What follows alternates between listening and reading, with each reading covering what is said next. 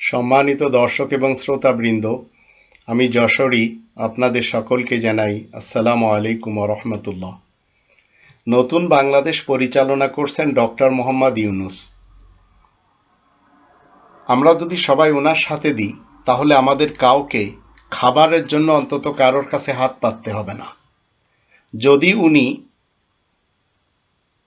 রব্বানী বিধান মতে দেশ পরিচালনা করতে পারেন তাহলে প্রথমে আমরা জেনে নিই রব্বানী বিধানে কিভাবে লেখা রয়েছে যে আল্লাহ তাআলার ইসলামী কিংডমের খ্রিস্টানদের, ইহুদিদের এবং অন্যান্যদের দেশে এত খাদ্য খাবার কেন? তারা কি এই কোরআন কনস্টিটিউশন হিসেবে সত্যি মেনে নিয়েছে? তাই অবশ্যই সেটি, যদিও তারা অনিচ্ছায় মেনেছে। ডক্টর মোহাম্মদ ইউনূস আমরা সবাই জানি তিনি নোবেল বিজয়ী, কিন্তু নোবেল বিজয়ী কোন জিনিসের উপরে? ইসলামের উপরে। ইসলামের বাংলা অর্থ শান্তি। তিনি শান্তিতে নোবেল প্রাইজ পেয়েছেন। আপনাকে আমাকে মনে রাখতে হবে, এই কোরআন মানুষের কাছে হাত পাতার জন্য আসেনি, যেটি আমাদের দেশের উলামা লীগ, উলামা দল, সালাফি উলামা, হিফাজতের উলামা এবং তরিকতের উলামারা দেখিয়ে দিয়েছে যে এই গ্রন্থটি হচ্ছে খয়রাতের গ্রন্থ, হাত পাতার গ্রন্থ। তাই এদের কাছে 1,20,000 ধর্মের খোয়ার মাদ্রাসা রয়েছে, খয়রাত করে খায়। আজহারি, মাদানি, আহমদুল্লাহ, তাহিরি এদের কোনো ব্যবসা বাণিজ্য নেই। এরাও খয়রাত করে খায়, মানুষের কাছ থেকে খয়রাত নিয়ে বেশিরভাগ নিজেরা খায় আর কিছু ভাগ বিভিন্ন জায়গাতে দেয়। ডক্টর মোহাম্মদ ইউনূস সেটি করে না। পৃথিবীর ইতিহাসে আমরা দেখতে পাচ্ছি, আমি জার্মানে থাকি, জার্মানে খাবারের জন্য কোনো হাহাকার নেই। ইউরোপের কোনো দেশে নেই, আমেরিকাতেও নেই, অস্ট্রেলিয়া, কানাডা, নিউজিল্যান্ড এবং আরও অনেক দেশে নেই। যদি এই সব দেশের নাগরিকরা সবাই এই কোরআনকে আমলে তারা মেনে চলেছে, ইচ্ছায় এবং অনিচ্ছায়। কিভাবে? আসুন আমরা 3 নম্বর সূরা আল ইমরান এর 83 নম্বর আয়াত থেকে একটু জেনে নিই। এখানে বলা হচ্ছে, আফাগায়রা দীন ইল্লাহি ইয়াবগুন ওয়া লাহু আসলামা মান ফিস সামাওয়াতি ওয়াল আরদি তাওআন ওয়া কারহান ওয়া ইলাইহি ইউরজাউন। মানুষেরা আল্লাহ তাআলার দেওয়া জীবন ব্যবস্থা ছাড়া অন্য কিছু মানতে চায় নাকি? অথচ শান্তি কায়েম রয়েছে আল্লাহ তাআলার জন্য আসমান সমূহে এবং জমিনে, ইচ্ছায় ও অনিচ্ছায়। শান্তি মানে ইসলাম, ওয়া লাহু আসলামা, এবং আল্লাহ তাআলার দিকে সবকিছু হাজির করা হবে। তো কোরআন যে জাতি মজবুতভাবে আঁকড়ে ধরেছে সেই জাতির কখনো কারোর কাছে হাত পাততে হয় না। কিন্তু আমরা দেখেই চলেছি 53 বছরের বাংলাদেশের এই ধর্মের যারা ঠিকাদার রয়েছে, ধর্মের ব্যাপারী যারা রয়েছে, এরা সবাই মানুষের কাছে হাত পাতার জন্য ধর্মের খোয়ার মাদ্রাসা খুলেছে। আমার ছোট ভাই ও আমার মৃত্যু বাবার নামে মাদ্রাসা খুলেছে এবং সেখানে রকেটের মাধ্যমে, বিকাশের মাধ্যমে, নগদের মাধ্যমে খয়রাত নেওয়া হয়, যেটি আমার বাবা কখনো পছন্দ করেননি, কারণ আমার বাবা কোরআনের বিধান মেনে চলেছেন এবং চলেও গেছেন দুনিয়া ছেড়ে। তো কোরআনকে যে জাতি মজবুতভাবে আঁকড়ে ধরেছে সেই জাতির কখনো কারোর কাছে হাত পাততে হয় না। তবে মুসলমান আহলে কিতাব যারা রয়েছে, কোরআনকে মিথ্যা হাদিসের সাথে আঁকড়ে ধরার কারণে মানুষের কাছে তাদের হাত পাততে হয়। আর বাংলাদেশি সেবা পার্টি আমরা যারা করে চলেছি, আমরা যারা বাংলাদেশের সেবক সেবিকা, এই সেবা পার্টির সাথে আপনারা সবাই সম্পৃক্ত হয়ে আছেন, যার কারণে আমরা কোরআনকে আঁকড়ে ধরে রেখেছি। 5 নম্বর সূরা আল মাইদার 65 এবং 66 আয়াত দুটি থেকে আমরা জানব যে এই কোরআনে যারা ধারক এবং বাহক মুসলমান, শিয়া, সুন্নি, সালাফি আরো অন্যান্য যারা রয়েছে, আল্লাহ বলছেন ওয়ালাউ আন্না আহলাল কিতাবি আমানু ওয়াত্তাকাউ লাকাফফারনা আনহুম সাইয়্যাতিহিম ওয়া লাআদখালনাহুম জান্নাতিন নাঈম। আর কিতাবধারী মুসলমানেরা যদি ঈমান আনে, শিয়া, সুন্নি, সালাফি সমাজ, আর তাকওয়া অর্জন করে, তাহলে আমি তাদের দুশ্চিন্তা, দুষ্কর্ম মুছে দিব আর তাদেরকে নিয়ামতে ভরপুর জান্নাতে দাখিল করে রাখব। আর কি করবেন আল্লাহ? ওয়ালাউ আন্নাহুম আকামুত তাওরাতা ওয়াল ইনজিল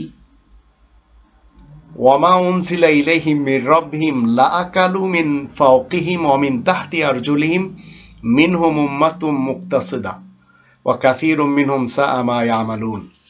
তারা যদি বিশেষ আইন আর তাওরাত এবং বিশেষ সুসংবাদ আল ইনজিল ও তাদের রবের পক্ষ থেকে যা কিছু তাদের দিকে নাজিল হয়েছে তার উপরে কায়েম থাকে, তাহলে তাদের কাছে রুজি আসতে থাকবে তাদের উপর থেকে, তাদের পায়ের নিচ থেকে। তাদের মধ্যে একদল অবশ্য সরল পথেই রয়েছে। আমরা যারা বাংলাদেশি সেবা পার্টি করে চলেছি, ওদের মধ্যে অধিকাংশরাই এমন যাদের কাজকর্ম খুবই জঘন্য। এরা কারা? বিএনপি মার্কা মুসলমান এবং বাল মার্কা মুসলমান, আর যারা এই দুটি পার্টির সাথে সম্পৃক্ত হয়ে জীবন কাটিয়ে চলেছেন এই 53 বছরের বাংলাদেশে। আমরা তো আজ স্বাধীন দেশ পেয়েছি। বিগত বছরগুলি 1971 থেকে 2024 সালের 4 আগস্ট 2024 সাল পর্যন্ত এই দেশটি এই দুটি ফ্যামিলির মাধ্যম দিয়ে ভারতের পেটে ঢুকেছিল। তাই আমাদের রুজির জন্য হাহাকার করতে হয়েছিল। এখন সেটি আর করতে হবে না যদি আমরা বিশেষ আইন এবং বিশেষ সুসংবাদ যা রবের পক্ষ থেকে এসেছে মেনে চলি। আর এটি প্রতিশ্রুতি দিয়েছেন ডক্টর মোহাম্মদ ইউনূস। যদি আমরা ওনার সাথে দিই তাহলে অবশ্যই এত বেশি রুজি আমরা পাবো যে বিশ্বের কারো কাছে আমাদের রুজির জন্য হাত পাততে হবে না। এরা সত্যিকার অর্থে দেশটাকে সুন্দর একটা জায়গায় নিয়ে যাবে। তাই এদের কাউকে আমরা ছোট করে যেন না দেখি। 53 বছর ধরে মানুষ ছটফট করেছে রুজির জন্য। এখন এই দেশপ্রেমিক লোকদের হাতে দেশটি আপাতত থাকুক। যারা লুটপাট করেছে এবং যারা ঘৃণা আর হিংসা শিক্ষা দিয়েছে তারা এদেরকে পছন্দ করবে না।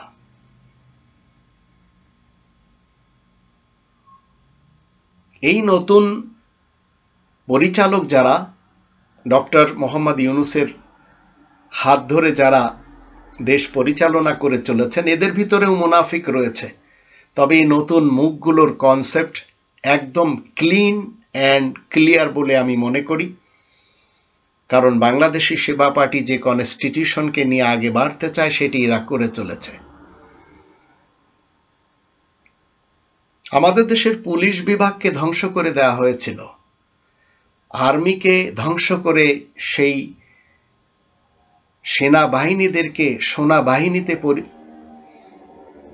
পরিবর্তন করে দিয়েছিল খুনি হাসিনা এবং তার যারা পা চেটেছিল তারা সবাই।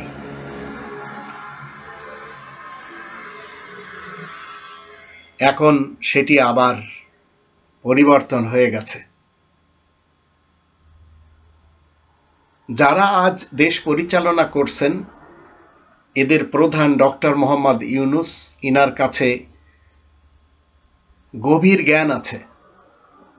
ইনি এমনভাবে কথা বলেন যে ইনার সরকার ফেল করানোর মতো কারোর কাছে শক্তি আমি দেখি না। যদিও জামাতের আমির বড় বড় কথা বলবে, আবার বাল পার্টির এবং বিএনপির নেতা নেত্রী এবং কর্মীরা দেশে এবং ভিন দেশে বসে বড় বড় কথা বলবে, কিন্তু মনে রাখবেন ডক্টর মোহাম্মদ ইউনূস আমাদেরকে এমনভাবে এগিয়ে নিয়ে যাচ্ছেন যে আমরা কখনো খাদ্যদ্রব্যের জন্য মানুষের কাছে হাত পাতব না। তবে আমি ওনার কাছে রিকোয়েস্ট করতে চাই, প্রত্যেকটি সেক্টর থেকে এবং প্রত্যেকটি ইউনিভার্সিটি থেকে এমন কিছু ভাই বোনদেরকে উনি সাথে রাখুন। বিশেষ করে ব্র্যাক ইউনিভার্সিটির লোকেরাও অনেক খেটেছেন। East West University, North South University, American International University, Independent University, এদেরকে নিয়েও আপনারা ফোকাস করেন, দেশ আরো আগে যাবে। দীর্ঘ 53 বছরে আমাদের যেসব ভুল ইতিহাস শেখানো হয়েছে, স্বাধীনতার নামে আমাদেরকে পরাধীন করা হয়েছিল, এখান থেকে এখন আমাদেরকে আগে যেতে হবে, কারণ আমাদের সকলের মেরুদণ্ড ভেঙে দেওয়া হয়েছিল। আর সত্য যে কখনো গোপন থাকে না, চাপা থাকে না। 53 বছর পর এই সেবক সেবিকাদের কারণে আল্লাহ রাব্বুল আলামিন নতুন বাংলাদেশ আমাদেরকে দিয়ে দিলেন। তা আমি আশা করব আমাদের জাতির লোকেরা তারা অন্তত একটু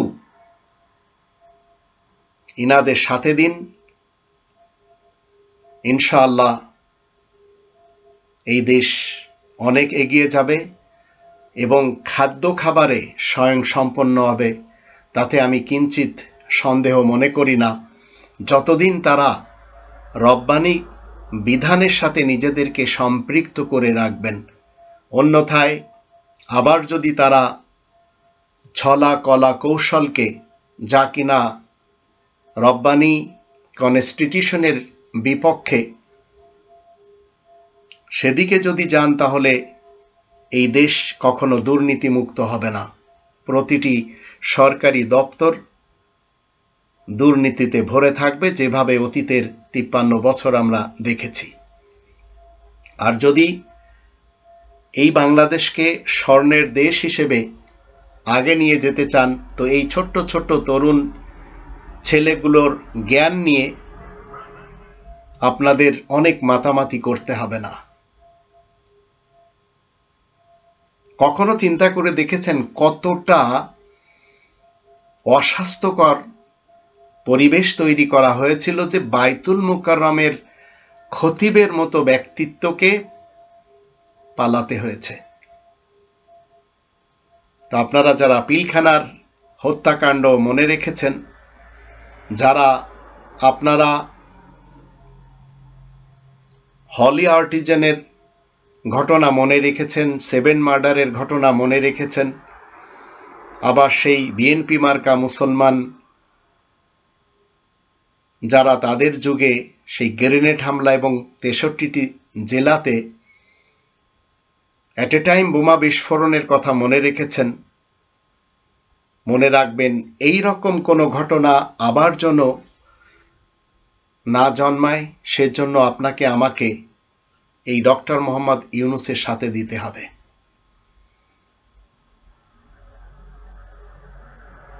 আমি চলমান সরকারের কাছে বলতে চাই, আপনারা ভারত নিয়ে, পাকিস্তান নিয়ে, চীন নিয়ে, আমেরিকা নিয়ে বেশি চিন্তা ভাবনা না করে আপনারা নিজের দেশ কিভাবে এগিয়ে যাবে তার জন্য চেষ্টা সাধনা করে চলুন। আর জিয়া এবং মুজিব এই দুটি চরিত্রকে আপাতত একপাশে রেখে এই দেশকে এগিয়ে নিয়ে যান, কারণ এই দুটি চরিত্র এই জাতিকে 53 বছর আগে বাড়তে দেয়নি। আর এই জাতির আসল যে ভাগ্য পরিবর্তনের জায়গা, যাকে আমরা সংসদ বলি, সেই সংসদে শুধু এই দুটি চরিত্র নিয়েই মারামারি, কাটাকাটি, কামড়াকামড়ি, গীবত এইসব করা হয়েছিল। তো এখন সত্যি আমরা যোগ্য নেতৃত্ব পেয়েছি, সত্যিকার নেতা পেয়েছি। নেতা যেভাবে শান্তিতে নোবেল প্রাইজ পেয়েছেন, শান্তি মানে হচ্ছে ইসলাম, সেই নেতার সেই সকল কথাগুলি আমরা সবাই মেনে চলব, যে কথাগুলি আমাদের সকলের ভবিষ্যৎকে উজ্জ্বল করবে। তো আমরা যদি রব্বানি বিধানকে মেনে নিজেদের জীবন পরিচালনা করতে পারি, তাহলে এত বেশি আমরা রুজি রোজগার পাব যেটি আমাদের কল্পনাতে নেই। যা আমরা দেখতে পাচ্ছি আমেরিকার কাছে রয়েছে, অস্ট্রেলিয়া, কানাডা, নিউজিল্যান্ড এবং ইউরোপের সব দেশগুলিতে রয়েছে। এক একটি দেশের কাছে 30 বছরের খাদ্য খাবার মজুদ রয়েছে। নর্মাল 7 বছর 8 বছর এক যুগের খাবার তো আছেই, কিন্তু আমাদের গোলাভরা কিছু নেই। ইনশাআল্লাহ এখন হবে।